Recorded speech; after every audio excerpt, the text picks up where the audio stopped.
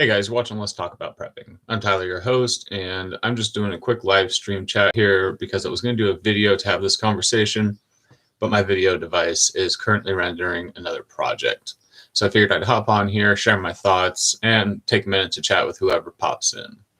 So my thoughts here are the differences between water purification, water filtration, and water treatment. There's a big difference, and this is something that I got into in the full-length video that I scrapped yesterday when the experiment itself didn't work out, which is probably okay because it was going to be over a 10-15 minute long video and most people just won't watch those.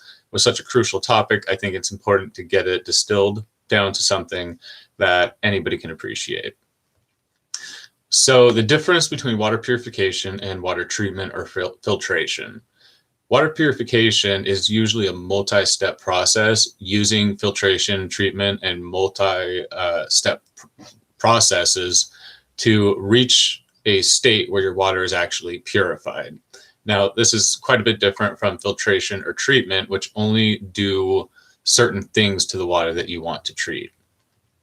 So when we're talking about water filtration, we're often talking, hey, Steve, how you doing? Water filtration involves passing the water through a membrane, a media, through something else, which supposedly will catch the contaminants. Hey, Chasing Life, how you doing? I'm going to close my door real quick just in case anybody makes noise out here. So I got into this quite a bit in the full-length version of the video that I scrapped yesterday, and the comments on that lead me to want to discuss it more. A lot of people in our community, I'm not talking down to anyone, believe that things like a microsoyer or a life straw or even a Berkey will be enough to filter contaminated water in a grid down or an SHTF situation. And I'm sorry to say that that is just not the case. Doing well, Chasing Life, thank you. Just doing some stuff around the house, working on some video projects, and then going to work later on. So the life straw, the microsoyer, those are pretty much tailored towards people only more or less natural contaminants in the water. And even then, I would not trust a microsoyer or life straw to really remove some of the contaminants that might be present in water if you've got a dead carcass of even just a natural animal like a deer or a cougar upstream from you. I will always walk upstream as much as I can and try to find a natural spring source, or at least know what's in the water as far as I can upriver of myself, because you just never know. It only takes one car sitting in the water to contaminate it with things that you do not want to be drinking. And if that car has a bag of pills or birth control medications in it, depending on the size of the river, you might be getting a decent dose. So, right on, Steve. Yeah, and it's not for large quantities either, these smaller filter things. Now, there are certain companies, I believe HydroBlue makes a emergency bucket for families where you can pour water in the top and pretty much no matter what goes in, clean water will come out. And those things use a highly engineered filtration process of multi-layered filters and membranes to make sure that nothing's getting through. But again, they are highly engineered. Things that we put together at home, a sand layer, a rock layer, a shirt layer, and charcoal at the bottom, you're not doing enough unless you really know what you're doing, unless some of you guys really have degrees in engineering and stuff like that. You are not ensuring that the water is being forced to pass through those membranes or those media sufficiently enough to remove contaminants from it. Even things like distillation will still allow certain contaminants to pass through if those contaminants have a similar flash or steam point to water. So things like petrochemicals, some hormones, and pharmaceuticals may well simply stay bonded with the water even through the steaming process. And you may give yourself a false sense of security that you're actually removing contaminants that you're not. That's why I want to figure out an activated charcoal system that forces the water to pass through sufficient amount of charcoal that I can be confident that it's removing all the contaminants that are more or less almost chemically bonded with the water. Now, I'm not sure if charcoal will actually remove salt from the water because of the way that salt is suspended in water, but there are processes that we can layer together to make sure that our water is safe. So one of my main concerns with charcoal and with some of the discussion about charcoal is that it seems that some people think that passing water through a layer of charcoal is sufficient to remove all the contaminants from the water that they want to be removed by that charcoal. I've seen videos from big channels that talk about just putting it through a coffee filter, and even the multi-layer bucket system where you have sand and charcoal as different layers of that bucket, in my mind, doesn't ensure that that water doesn't just trickle past the charcoal, even through the course of a few inches. The way the charcoal works is through surface adsorption, which means that it has so much surface area per teaspoon of charcoal that you're forcing the water to pass over so much surface area that it bonds off the other things and water just continues to flow on. But you need to make sure that every minuscule amount of water is passing directly over charcoal. And I fear that with some of these systems that only have a few inches of charcoal loosely packed with the water just sort of flowing past it, I fear that the water is able to get through that layer of charcoal without sufficiently filtering over enough charcoal to remove gasoline, alcohol, hormones, and pharmaceuticals and various other dangerous things from the water. So you might end up basically wasting your time, your charcoal, your media by not using it and forcing the water through it to the extent that you really need to get the benefits that you're seeking. Hey, Palmetto, how you doing? Yeah, and that's something that I need to get into, Steve. And actually, when I do go back to school, I am thinking about trying to get at least a little bit into water purification. I believe that there is a satellite here at my school that does work with the water purification processes in the city. So it'd be very interesting to both learn some of that and also maybe have access to water testing facilities for my own experiments to see if my home, like you said, if I can make a scaled down version of some of that stuff, see if it's being successful. I don't know about that, but yeah, there are, this is not a hazy science. There are people who know how to take water that has feces, blood, hormones, gasoline, everything in it. These urban reclamation facilities, they get that stuff out of there and they're not messing around. They know what they're doing. Granted, they have the full weight of industry and tax money behind them. So it will be sort of difficult for me to take what they do. I don't know how to make a reverse osmosis system and make a video out of it so that every single person who watches it might be able to. One of the main things that I'm trying to get through here is something that costs less than $100, ideally less than $20, that Joe Schmo, who hardly has the ability to follow instructions, is able to go to Walmart or Home Depot and just get some supplies, throw in his closet, and have something to throw together later. Most people are not going to go to all the extent to set up a home distillation system, which I do plan to do in the future. But this is the system where average IQ guy can just slap it together, pour water in, and hope that it'll work. Hey, Anna, how you doing? Glad you could make it in. Yeah, Steve, that's also really good. Humanitarian groups are, specifically geared towards helping people with little to no resources figure out at least some way to remove some of the contaminants from their water. Hey, Jeremy in the house. How you doing? Just chatting with you. We're just having a little bit of a chat about the differences between water purification, filtration, and treatment. I had a nice little diagram, but I'm not sure. Oh.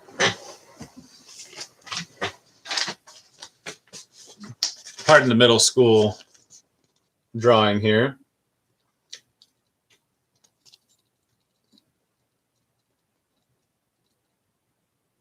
So what we have here is the poor man's filtration system. Scoop your water from your source, your lake, your river, whatever have you, and you're going to treat it first by boiling, bleaching, leaving in the sun, all of the above, whatever have you. then you pass it through your bucket with your cloth filter layer, your rough media, which is rocks, sand, pebbles, sand, and charcoal if you want, cloth filter, bucket, gravity pressure, Berkey filter, charcoal tube, well, PVC pipe with another filter, and then your charcoal tube. And then treat again by boiling, using chemicals, distillation. So as you can see, what it really is, a 10, 20 layer system where you're basically hitting it with everything that you got to make sure that at every point you're killing any bacteria that might enter the system. You're treating the water as it goes through the system, and then you're treating it again as it comes out to make sure that any contaminants or bacteria that you picked up anywhere in your system would get killed.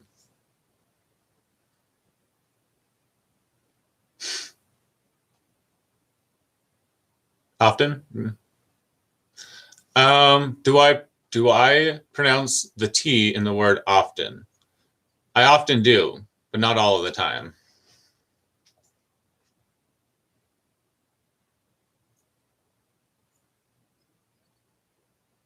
Yes, I agree, Palmetto. Water is the main concern.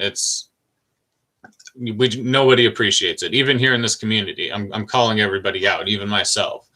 I live in a very water plentiful area. I have hundreds of gallons of water stored, both because it's easy for me because I have the 5-gallon buckets readily available, but also because I consider it to be extremely important. If the news comes on right now, if I receive a text alert from my emergency system in my local area that says that the water has been contaminated because some crazy water facility worker poured some crazy chemical into the water and suddenly you just can't drink it, my family has a few hundred gallons to get us by until I can start carting water over from a friend's well or from a nearby water source. But, we're going to have to immediately cut back. And I was just talking to my family about this yesterday, that the average person uses 100 gallons of water a day. And it's very difficult to cut down to just 15 gallons a day, let alone 5. And so my family will eat through 200, 300, 400 gallons of water very, very quickly, almost before I can reliably get a high capacity system set up. And that is not the couple of handheld filters that I have here. I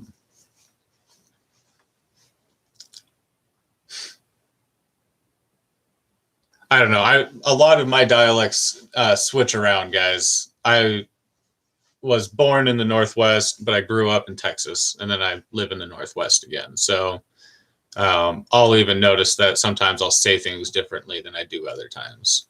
I'm sure my personal FBI agent really gets bothered by it. But yeah, so the reason that I'm really wanting to get into this is because water really is the main concern. You can eat a lot more things than you can drink. You can get your food sources from just about anything. I would go out and eat grass from my yard and grab a bird and eat it raw before I would just go drink water out of a stream. I'm pretty paranoid about water. Not necessarily nowadays, clean water is plentiful. I like to filter my tap water. That might even just be good feelings and nothing else. But whenever it comes to drinking water in the wild, I am a little picky about it. I don't like to just filter water when I'm out hiking or things like that. I still want to boil it. I still want to at least treat it in some way. I don't like wondering if I'm drinking microbes or if I'm drinking gasoline or if I'm drinking any number of other strange things, arsenic, lead, whatever. Now, if I'm out hiking near pristine mountain streams, generally I've checked the quality of the water that I'll be walking near because people test that stuff and they let you know if it's got something in it. But if we're talking about in a grid down SHTF situation, yeah, people do drink contaminated water and they get by. But then again, other people just die from it and they die miserably. So I'm going to be pretty paranoid about it. I don't want to just make the single mistake that gets me and my entire family killed or disfigured because we exposed ourselves to water containing acid or just whatever. You just never know what's going to be in it. Now, that one's a little on. Oh, hey, Hidden Valley. Exactly. Water can kill you 13 times before you need to eat food. All right, Jeremy, back to digging. Have fun. Catch you later. Exactly, chasing life. It will kill many people that feel they're prepared. If you think that your micro Sawyer or your life straw or even your Berkey means that you have water taken care of, I would like to insert a little bit of anxiety into your life. I have a large store of water. I have a few different ways to process water, and I have a lot of pretty clean water. I mean, I'm willing to bet that if I go up a couple of these hills that I have around here, I can pretty much just drink the water. In fact, I know a few ones that are good for drinking. But at the same time, everybody else is going to be doing that. And it only takes one guy accidentally backing his truck into the river a few feet upstream from you to ruin it. And that could be you. Your kid might accidentally kick the e-brake off, and your car is the one that goes into the river and ruins it for everybody. Yeah, sickness from bad water is miserable.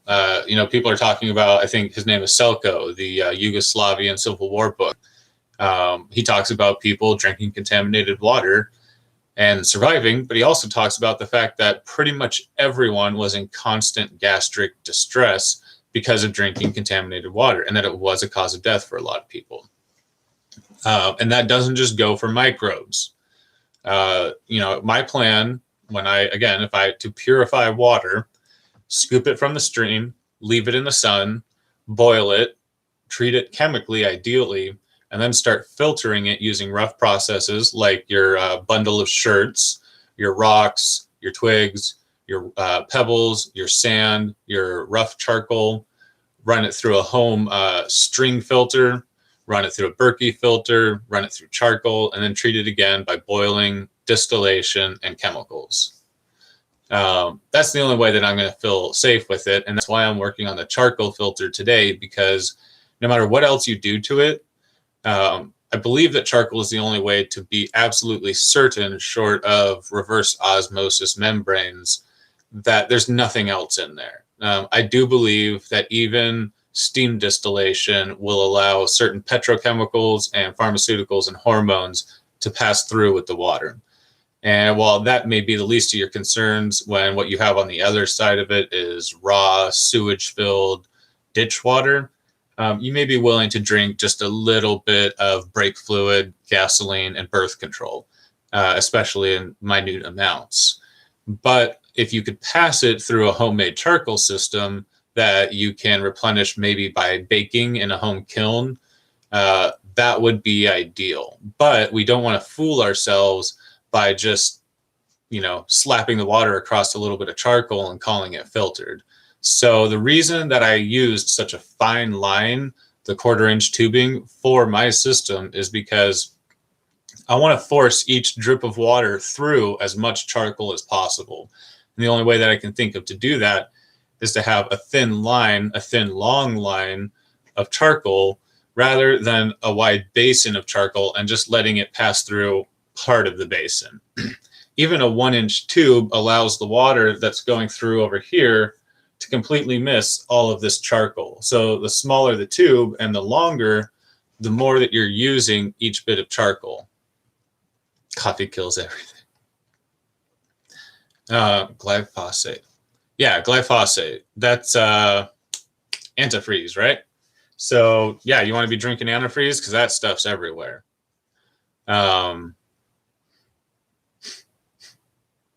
Yeah, you make, well, that's, I don't know, would fermentation affect other stuff? Oh, Roundup, that's right. So yeah, there's stuff that you don't want to be drinking that's going to just get right into the water through steam distillation. Now, I'm not going to sit here and say that charcoal will bond out glyphosate, Roundup from water, but I feel safer about that than most other processes. So yet again, we're back to needing something that will bond stuff out of water that all these other filtration processes won't.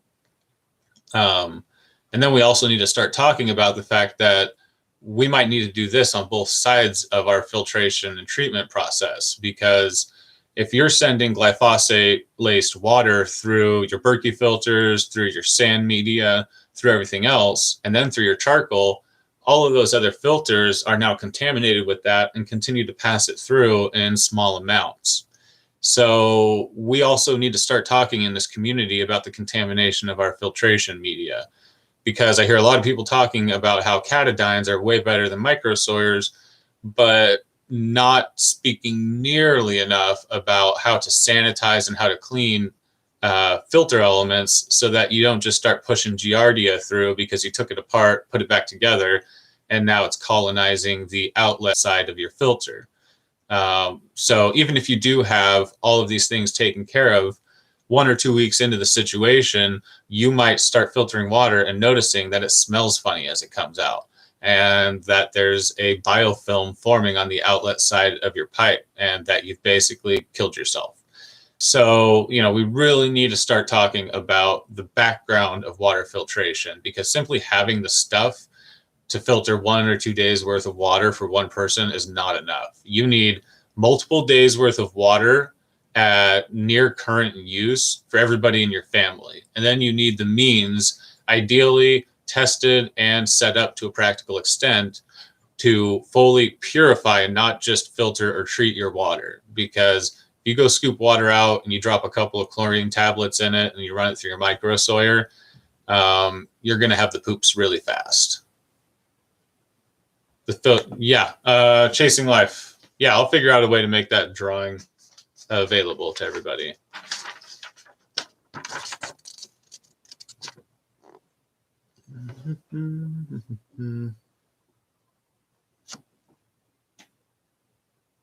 Maybe I'll even find a way to do a better version of it.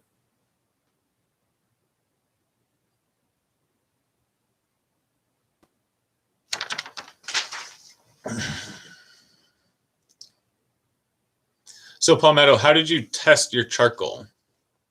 I'm going to run coffee through mine. And then if that works, I'm going to run a few different colors of food coloring through it in water. If it can't filter food coloring and coffee out of water after 20 feet or after a few passes, I'm not going to rely on it for gasoline. Oh, okay. Tannins. I'm so paranoid about it because so many different things bond with water or suspend with water in different ways. Some things can be centrifuged out of water. Some things can't. Think about salt, gasoline, oil, all these different things. If it can't get one thing out of water, it probably won't get some of the other things I'm worried about it.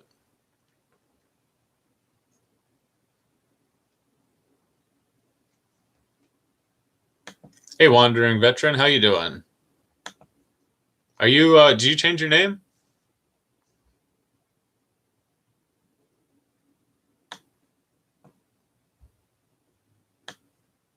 Lots of good chat going on here, guys. Thank you. Propylene glycol is antifreeze. And yes, plants can absorb that too. So regular charcoal, like briquettes, I don't think that they would.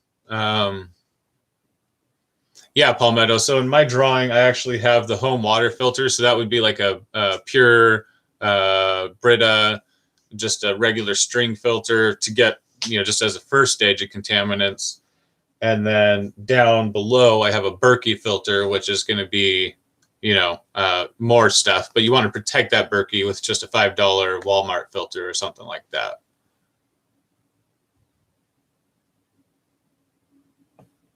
Okay, yeah, you are. All right, just making sure you were Wandering Marine Veteran, not just another guy with a similar name. How you doing? Been really busy, buddy. I mean to catch up on. I've got so many people that I haven't responded to lately. Oh, thank you, Evil Rick. I'll check that out.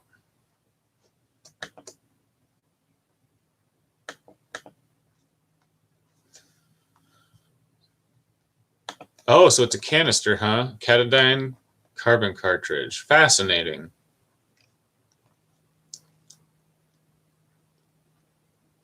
Reduces, but it doesn't. Does it? It doesn't make claims, though, does it? It just says reduces. PG is not antifreeze.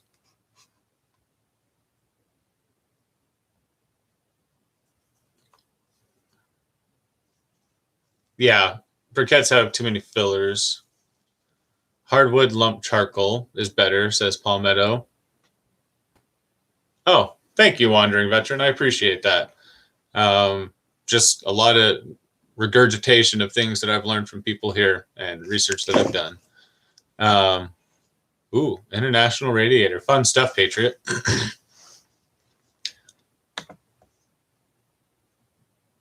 Oh, okay. So there's that. Yep.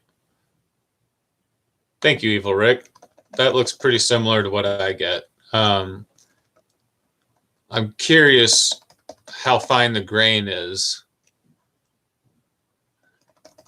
Now, it won't matter because what I picked up today at the hardware store. So here's my story about the hardware store. I went there to get some CPVC. I got 3/4 inch CPVC. That is water, hot and cold water line. So it will be just fine for using this. Hey, BWL, how you doing? Actually, guys, pause for a moment while I go and get me some coffee. Good idea.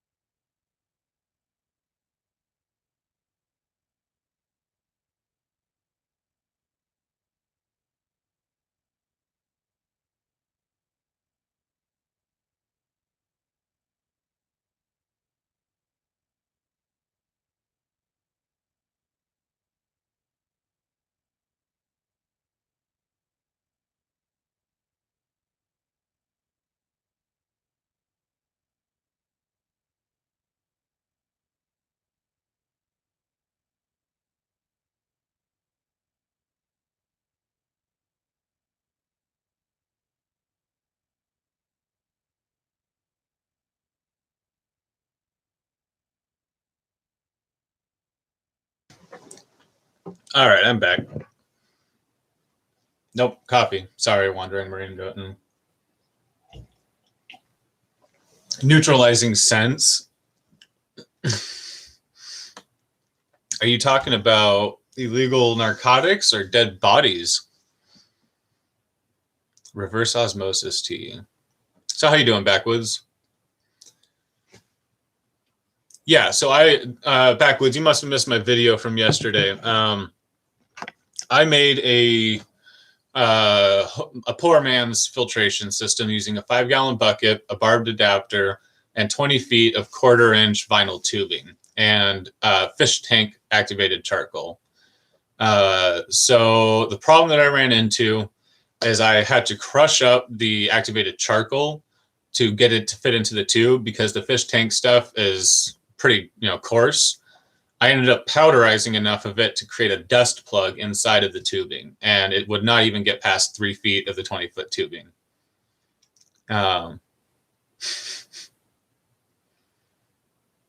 Sent in water. Oh, okay.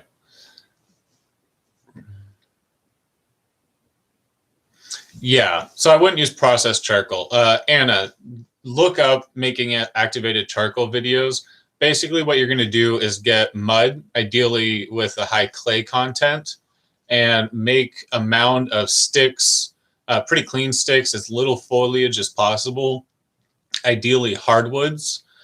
Make just a pile of sticks and wood, and get your mud and pile a mound of mud over the whole thing a few inches thick with a small chimney on the top, and build a fire around it to bake that wood into charcoal. You're not burning the charcoal wood itself. You're building a fire around it, like a big bonfire of just brush and stuff, and baking the wood that's inside the little clay kiln that you've made. And then you clear it all off, you break the kiln, and what's inside should be baked charcoal. There's other videos, and maybe someday I'll do it myself. Oh, yeah. Or just use, metal like a modern human, but whatever. So yes, make some kind of oven and bake wood inside of the oven at full bonfire heat, and it should make some pretty good activated charcoal. You should also be able to use that to reactivate the charcoal once it's been used, depending on what you put in it. You want to be a little bit careful because there are some things that, things with a high baking temperature that may just turn into nastier stuff.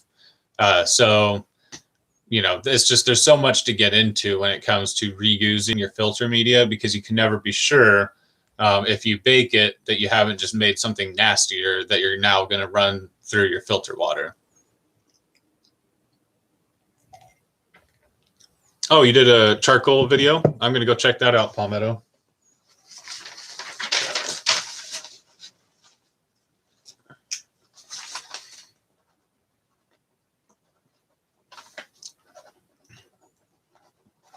All right, so my story about going to the hardware store. Go to the hardware store this morning, pick up the 3/4-inch CPVC and 2 couplings. I get out of there pretty quick, except when I get to the register, there's only one register open. There's another person on the next register doing inventory work of some kind, and there's 2 managers in the little manager room near the front registers, and they're just sort of chatting and keep looking over. There are 6 of us in line, and it's me, a few contractors, and a couple of couples. So, we're standing there for at least 5 minutes. I'm not exaggerating. It was literally 5 minutes. And a couple people, one guy walked over, I'm assuming to the paint section. He got rung up and left while we were all still standing there looking dumb. Somebody else walked down to the customer service section and started complaining. I got on my phone, looked up Google. I Googled the location, called the place, went through the whole automated system, found the operator, waited 2 minutes of ringing, got a hold of the operator and asked if we could have another register open because people were walking out of their store at this point. Finally got a register open and headed out. So that was my experience this morning at the hardware store. Yeah, backwoods. So I'm talking to Prescott Caliber Club, Ryan Jeske over there. He is opening a prepper survivalist outfitter store, and he wants to do online sales. And so one of my suggestions to him was to find a good source for bulk bags of fine grain activated charcoal. I think that preppers would benefit greatly from being able to purchase like Mylar sealed activated charcoal in 25-pound bags.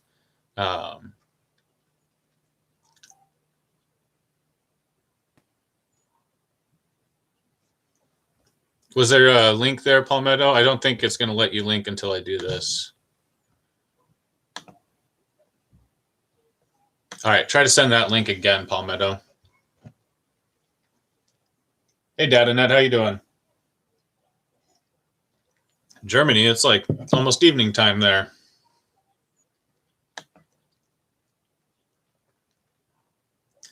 Glenn,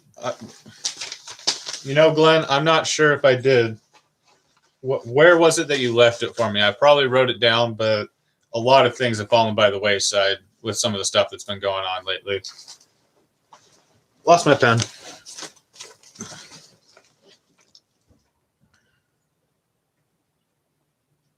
Oh, that's cool, Palmetto, with the charcoal sticks and stuff.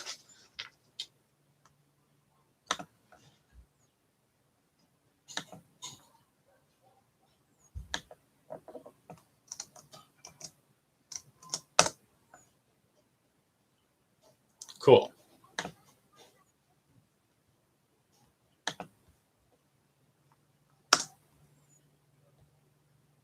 Sorry, just saving Palmetto's video to my watch later save list.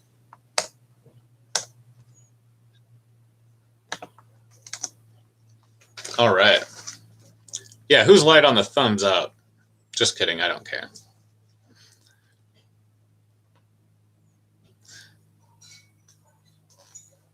Yeah, I sort of wanted to call and have them register the fact that somebody called from their line and did the job of somebody who should have, somebody in the paint section that I made eye contact should have called up and made something happen. So I'm sort of hoping to push something up the ladder and maybe get a couple people talked to, because just going to customer service doesn't let everybody know that that kind of dumbness was going on.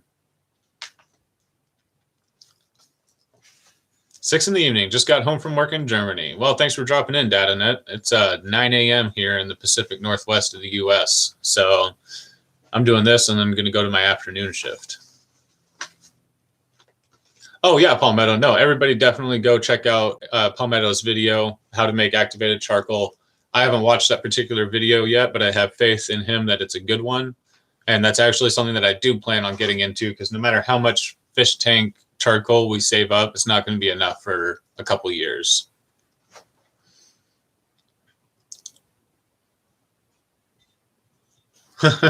Oh, you're good, Backwoods. I appreciate that. My last video, the TED Talk. Okay, I'll check it out. Thank you. I actually haven't been able to get back to the comments on the last video yet, all the way. I haven't gone to the comments on like my last good chunk of videos, and I do mean to. I just haven't given myself the couple of hours it'll take to really get to everything. But I'm going to pull out a notebook. I'm going to go back through everything, write down links, write down references that people give me, and try to follow up on it. The homework you guys give me is a considerable amount of stuff, but I love it. So anyways, I got my CPVC 3/4 inch pipe. I'm going to put the charcoal in there, and we're going to see if 10 feet of 3/4 inch pipe filled with charcoal will filter coffee into water. What do you guys think? I'm hoping that it won't. I don't believe that it will. I don't think that simply pouring coffee through 10 feet of charcoal in a 3/4 inch pipe will remove the coffee from the water sufficiently enough to not be able to smell or taste it. And I hope that that gives myself and everybody who watches it a bit of a dose of reality about what might still be in their water after some of the processes that they send it through. If it doesn't work, or if it does, probably what I'll do next is add a cup of gasoline to 5 gallons of water and see if it'll still be flammable on the other side of the charcoal. And just, I really want to start looking. I mean, a cup and 5 gallons might be a bit much for the amount of charcoal that I have, but all right, Glenn, thanks for dropping in. I'll check that link and hopefully get back to you soon about it. Thank you. I appreciate it. You have a good night.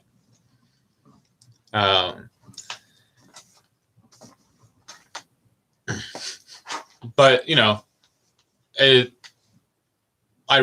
you really get down to thinking about how charcoal filters things out of water, the fact that every milliliter of water needs to pass through the charcoal and actually trickle over the entire surface of the charcoal, and do that enough times to actually bond off the things that are floating on the water and bonded in the water. I don't think that 10 or 20 feet is enough. But yeah, like Steve said, we really need to start looking at how humanitarian groups and how municipal water sources are doing it, because those are the ones that are literally directly on the front lines of cleaning these things out of water. So that's about all I got to say. Mostly just, I think we all need to be a lot more anxious than we are about the water that we plan to drink in a grid down or SHTF situation. I really worry not only for the unwashed masses, but directly for my prepper friends who, plan on using some systems to filter water that may be suspect. Now, you might, if you know where your stream is coming from, you'll probably be okay with your microsoyer. But I will not be drinking city concrete canal ditch water through a microsoyer and just boiling it. Because it may still smell like chemicals after those two processes. It probably will. Okay, Palmetto. So multiple run-throughs to remove the smells. And that is the nice thing about certain types of filters is you can do the multiple pass-through. But then again, you have to be sure that the pass-throughs are not causing any extra settling, which is why you charge them by running things through them multiple times. Oh, yeah, awesome. I think I might have a Special Forces water purification manual as well. And I've always, felt that you can rely on military manuals because they're giving those to guys who are generally pretty smart, but sometimes below average in intelligence. And those guys have to be able to use that manual in adverse conditions to survive and get a mission done, which the US government actually relies on them to get done. So there is no benefit from messing around or giving bad information to the men who are trying to save your country. Yeah, Palmetto, cows, goats, beavers. You just never know what's in water. When you live in farm territory, there are multiple animals that share parasites with us and just various different troubles. So, hey, Billy Bird, how you doing? I just couldn't hold it back. I'm sorry. Yeah, but Backwoods, if you have any of that taxpayer-funded resources, please share.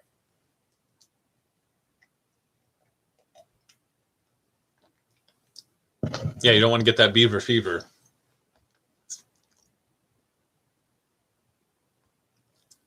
Yeah, but what he said was he's here. Please hold the applause. Yeah, Giardia is no joke. I don't even know a joke about Giardia. It'd probably have something to do with that armored truck company, though.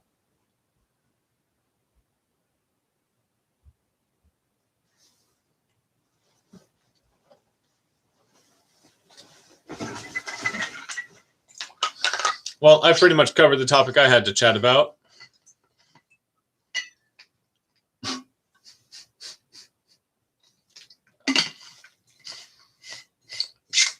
I think we were talking about a microbe, Anna. We're trying to be adults here. I'm not adult in that way. Thank you very much. Oh, yeah. See, I've got a 2 terabyte drive that I'm rapidly filling up with my footage, but I don't have a large drive with emergency information, which I need to get on. I just have it all over the place. Brain eating amoeba. Amoeba?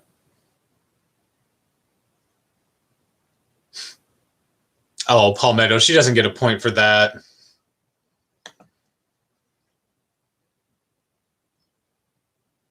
Meth heads and homeless. See, that's what I'm talking about, Steve. You never know when somebody, like, okay, let's say the grid goes down, somebody robs the pharmacy, right? And they've literally got a shopping cart full of drugs. And they just stand by the river going, will this get me high? Nope. Will this get me high? Nope. Will this get me high? Yep. Will this get me high? Nope. And they're just chucking all this other stuff into the stream. And like 100 yards downstream is Johnny Prepper scooping out with his micro sawyer and drinking right out of the damn thing. And he wonders why he has an overdose. Stuff like that, you know. You just never know what's going on. People are crazy, and a lot of people are disgusting. No, paper backups are necessary, Backwoods. You can put a few different drives into a Faraday cage, but I would like to have a fireproof safe with some certain a lot of documents and information in it. Well, what do you guys have going on today? Whenever I get out of here, I'm gonna go try to slap that filter together and see if it'll filter out some coffee. Hopefully it'll just be pretty quick compared to yesterday. Yesterday I spent way too much time trying to get that charcoal to fit in that small tube. Part of the reason that I got the 3/4 inch tube is because I don't want to mess around with blockages or with replacing the media. I want this to be something cheap, quick, and easy that anybody can pour charcoal into and pour water through. So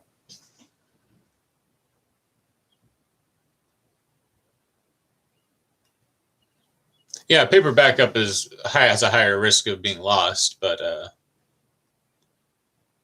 one of those med turn-in boxes. Oh, geez, backwoods. I mean, nobody accuses drug addicts of being the smartest people around, but all that just for probably nothing that they would have really wanted in the first place. Yeah, exactly. Chasing life. I mean, there's lots of good people, but when you look at, especially when you look at people who live a sheltered lifestyle, for instance, I lived on the rougher side of life for a while whenever I went out and lived on my own. I lived on the streets in my car for a little while, and I couch surfed with some of the rougher people of my generation. And a lot of the people, the people who grew up in a nicer lifestyle and then found themselves living rough, they were the ones who descended into the filth and poor hygiene and things like that before people who grew up in poverty in a tough lifestyle. Those were the ones who more or less had their stuff together, even at rock bottom, compared to people who are not used to that. So I think that a lot of your white collar people, a lot of your middle Americans, when forced into these situations, they're going to descend into squalor and filth. And it's not going to be something you want to be anywhere near.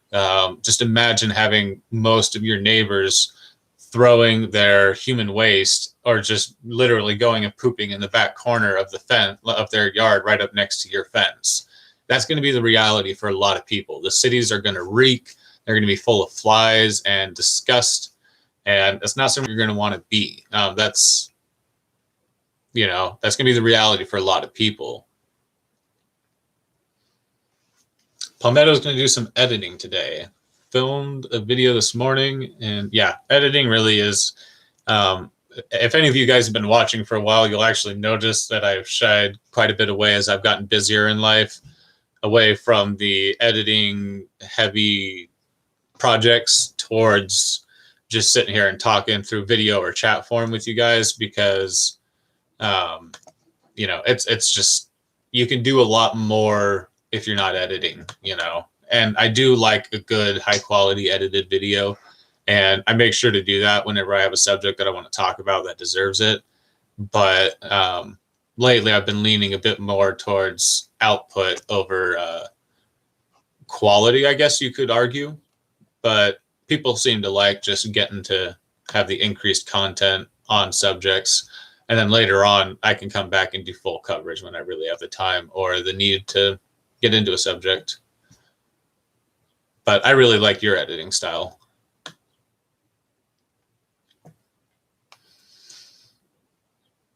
Exactly. Yeah. I mean, you're going to have sewage running. It's not going to be fun. Yeah, exactly. Evil Rick. I used to be a lot of my videos, especially at the beginning, were very editing intensive, very filming intensive. A lot of my earlier videos I reshot multiple times in a row, or I would just sit there and do 100 takes of one section before I got one that I felt was acceptable. And as I've got more comfortable with myself, and you guys have reassured me that I'm not as bad as I think I am, I've gotten a bit more comfortable with letting the errors show and stuff like that. So, but yes, after 2 days of editing a video, you get very sick of hearing yourself talk and watching yourself make the same action over and over again.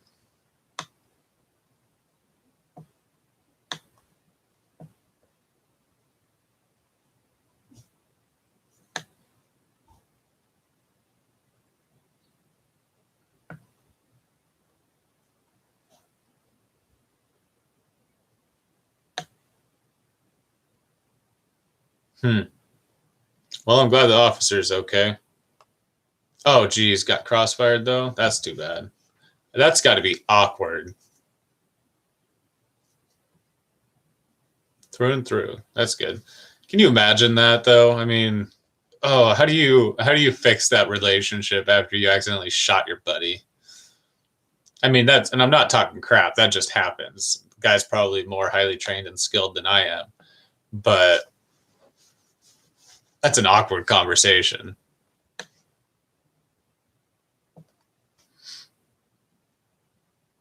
Yeah, Palmetto, I often do that. A lot of my editing is just like, oh, I did not need to say all of that. There's no point to it.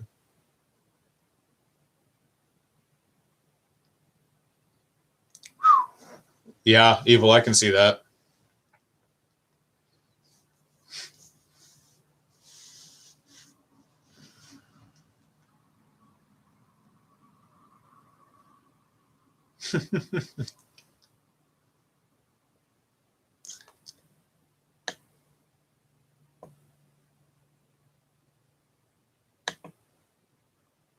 Nice, Chasing Life. What do you do for work that you can hang out in live chats and stuff?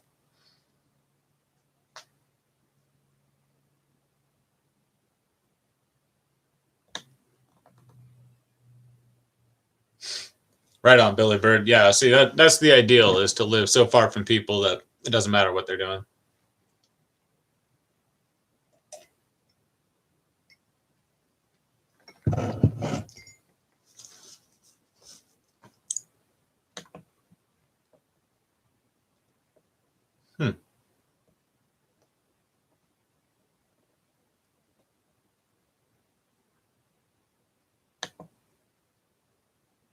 Just catching up through some of the back chat that I missed here. Talking about radio.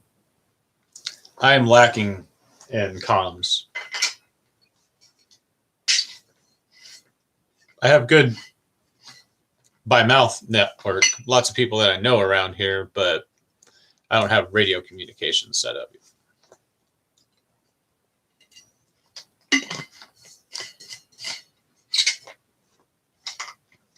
Nice, Palmetto. Yeah, I mean, population density is a good equation to pay attention to. But, you know, and farmers are decent neighbors. They're better neighbors than most. So there's that.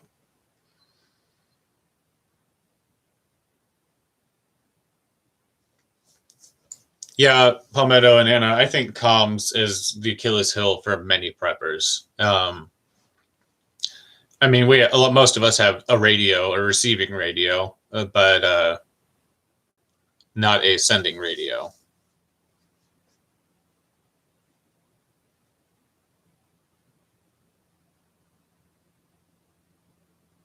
Oh, right on, Chasing Life. That's cool. Sounds like a good job to have.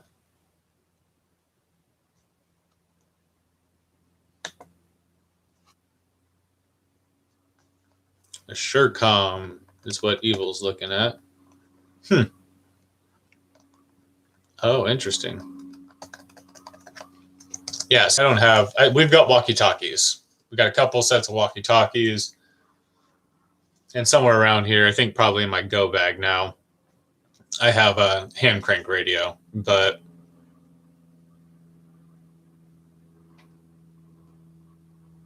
yeah, Palmetto, I was actually about to make a joke about smoke signals. I think I literally do have something that tells how to make what, you know, smoke signals are. You just use Morse, but yeah, don't count out CB. But yeah, getting info is the important thing. And, you know, for a lot of people, depending on where you live and what kind of area you live in, word of mouth and just knowing people is going to be pretty important. You can sit and listen to the radio all day, but if there's not good, you know, if you don't have the right channels to listen to that have the actual information, then you're just going to be listening to repeating public service announcements. You might be better off out walking around and talking to people and hearing what is being said.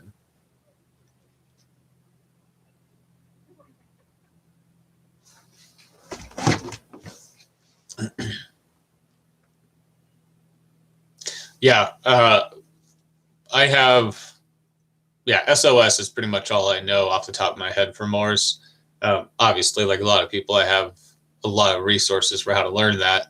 I actually have a stack of books for learning sign language because I've always wanted to learn that. I thought it was really valuable, not only because it's used internationally, but it's one of the groups of people that is often neglected when people want to learn languages to interact with them. And it's also something that a prepper group or tactical group could use. aside from hand brevity signals, being able to actually talk and carry out specific conversation over distance or visually under low sound, situations would be really valuable beyond just simple, like I said, brevity hand signals. Being able to actually communicate serious and lengthy information by hand, pretty valuable.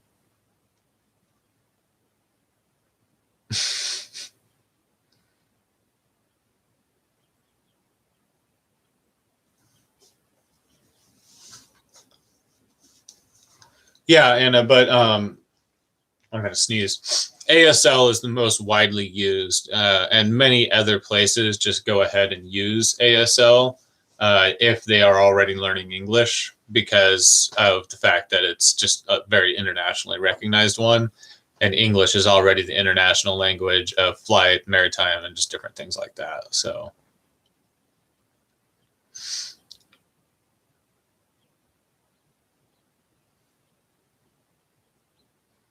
But yeah, ASL is the one I'll definitely, like Palmetto said, ASL is what we'll be dealing with.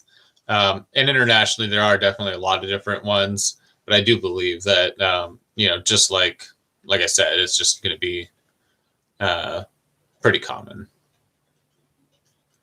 Especially because I think, I think a lot of people who learn a different form of sign language will probably want, people who are actually forced to use it may want to have the more options.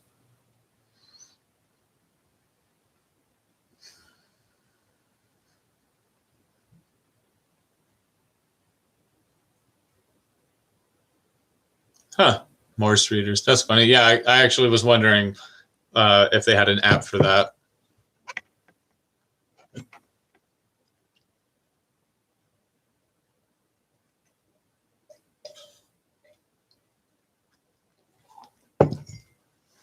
Yeah, getting a ham license is not a big deal. I haven't done it, but for instance, the Mormon Church assigns people to do it and helps them pass and stuff. So it's not like some highly specialized technical thing. It's just sort of a thing that it's like, just passing a certification, but it's pretty layman. Oh, a sound card. Okay, that makes sense.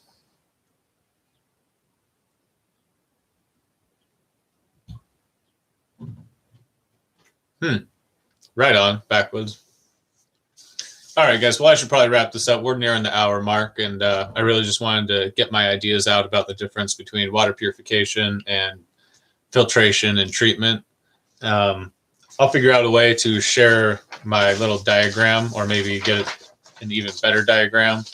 I actually need to figure out a way to share documents and things besides just YouTube. Now, I'm quickly getting pushed towards maybe having a website, but I'm curious what a lot of you guys use for sharing documents. If you just prefer drive links, if that's something that people would use, people like Dropbox.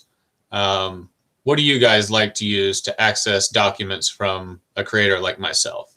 I would really like it to be something that the most people would use, and I've avoided a website because I'm already falling behind on my workload now, and that's some money and time investment that I'm not sure I'm ready to jump onto yet. But yeah, if there are any suggestions for Google Doc links or Dropbox way for me to share documents that you guys are interested in from me, love to hear it from you guys here or in the comments later. Anyways, looks like we're going to wrap it up. And you guys want to hang out for a minute, you're welcome to share what you'll be doing today. I'm going to get off of here, go see if there's any housework that needs done, maybe slap that filter together and get a video done of that. And try to get this project to render. So, busy day. Got work going on later in the afternoon. Thank you guys all for dropping in and chatting. Appreciate you being here. Appreciate anybody who's watched through in the later rerun. Oh, cool, Anna. That's awesome. Yeah, so Google Docs is pretty nice. I use Google Drive to share a few things with myself and a couple other people, but I also don't want to just pick one that a lot of people aren't going to use. But maybe I'll just start sharing a couple things like this filter diagram through Google Drive and just posting it in the links in the description down below. All right, guys. Well, I'm going to get going. Thank you guys all for being here. Hope you're all doing well. Good luck with whatever you have going on today, and I'll catch you guys later. Stay safe out there.